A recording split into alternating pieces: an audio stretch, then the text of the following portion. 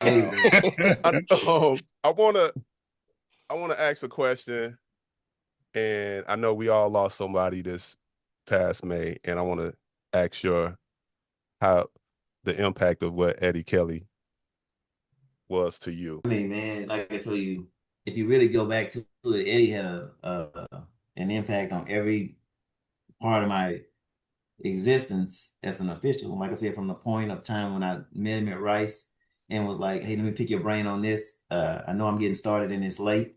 You know, how long did you try to get in before you felt like, this too late is too late?" To the time I was gonna tell this story at his funeral, but I just got too choked up about it. But Eddie, Eddie was trying to get me in the SWAC, and so we were in Jackson, Mississippi, and so of course this is Eddie's corner before it was Eddie's corner, and Eddie's up there having drinks and stuff, and he's like, "I'm gonna get man, I'm gonna go talk to people about you, man. I'm gonna tell them about you, tell them about you." Da, da, da. And so after the camp, Eddie goes, "Man, I don't know. They're not hiring nobody deep this year. They're not gonna hire nobody deep, so I don't know if it's gonna work out this year." So I said, "Okay, okay."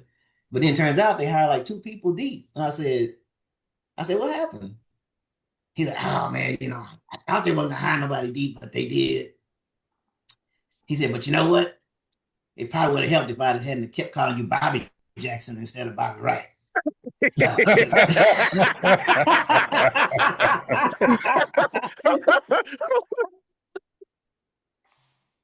There was a guy in the SWAC named Bobby Jackson.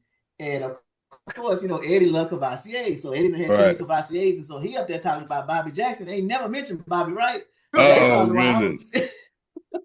was Bobby Jackson got hired. I didn't. So but even from the standpoint of, Eddie brought me and Brian into the Mitchell camp when the Mitchell camp got started.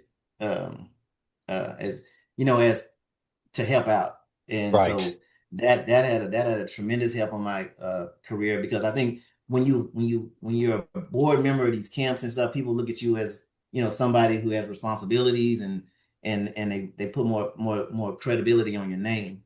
And I tell any young official out there all the time, I said, look, you can try to get hired all you want to, but if they don't know your name, they're probably not gonna hire you. Right. So the number one step is they have to know your name before they ever going to try to hire you. Now, if your name Yep. is Jack Smith, and nobody's ever heard of Jack Smith, do you think Jack Smith is ever going to get a job? Right. Probably not. Right. They Right. have to know who Jack Smith is. So Eddie Kelly made sure that people knew who Bobby Wright was. Eddie Kelly made sure that everybody knew who Brian Perry was. And this was when Eddie was in the SWAC. And I think Eddie was the type of person that said, it doesn't bother me that you guys go further than me, Right. because I'm going to help you guys get to where I think you guys can go.